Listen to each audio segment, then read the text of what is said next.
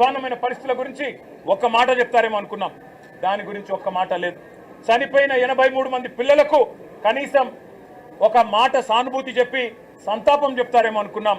ఒక్క మాట కూడా వారి గురించి ప్రస్తావన లేదు.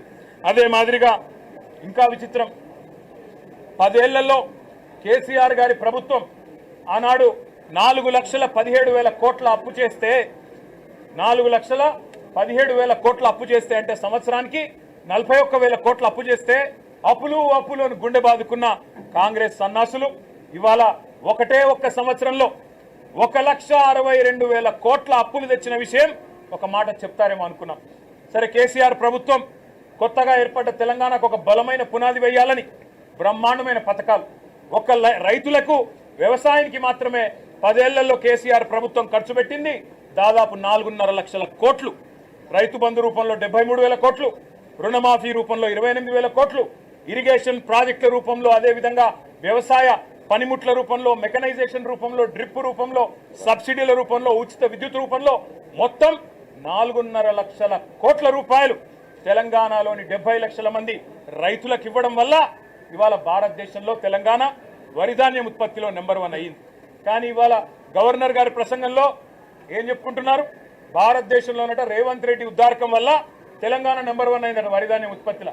ఏది సంవత్సరం 14 నెలల్లో నువ్వు పంటలు ఎండబెట్టడం వల్ల, రైతు బంధు ఇవ్వకపోవడం వల్ల, కరెంటు అస్తవ్యస్తం చేయడం వల్ల, రైతుల ఆత్మహత్యల వల్ల వరిధాన్యం ఉత్పత్తి పెరిగిందా? సిగ్గన్నా ఉండాలి మాట్లాడడానికి ప్రభుత్వానికి, కనీసం సోయన్నా ఉండాలి. ఇవాళ లక్షల ఎకరాల్లో పంటలు ఎండిపోతుంటే కనీసం ఓదార్చడానికి ఒక మంత్రి దిక్కులేడు, కనీసం ఒక కాంగ్రెస్ ఎమ్మెల్యే లేడు. ఊళ్ళల్లో పోతే కాంగ్రెస్ ఎమ్మెల్యేని తరిమి కొడుతున్నారు. ఏది రైతు బంధు, ఏది రుణమాఫీ, ఎక్కడ తెచ్చిండ్రు మీరంతా అని చెప్పి ఊళ్ళల్లో ఇవాళ తరిమి కొడుతున్న పరిస్థితులను దాచిపెట్టే ప్రయత్నం గవర్నర్ గారి ప్రసంగం ద్వారా చేసిన మాట.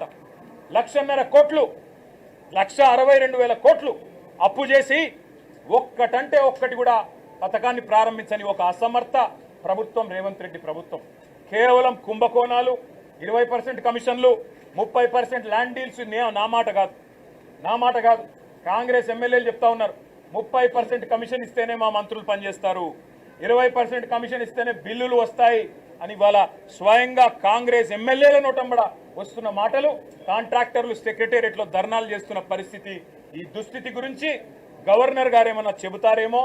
అవినీతి రహితంగా ప్రభుత్వాన్ని నడిపే ప్రయత్నం చేస్తాము.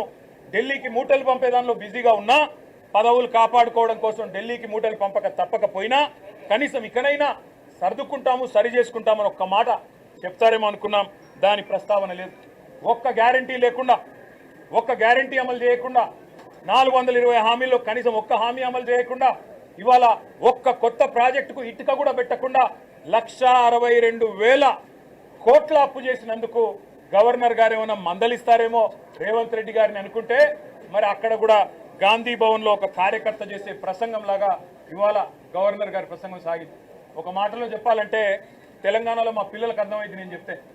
ఈరోజు నిజానికి తెలంగాణలో ఉన్న పరిస్థితికి సావుడప్పు కొట్టాలి, కానీ పెళ్లిలో డీజే కొడతారు చూడు, ఆ డీజే కొట్టినట్టు ఈ ప్రసంగం డబ్బా కొడుతూ గవర్నర్ గారు ఇవాళ రేవంత్ రెడ్డి ప్రభుత్వం ఏదో ఉద్ధరించింది. ఏం ఉద్ధరించింది, ఎవరిని ఉద్ధరించింది?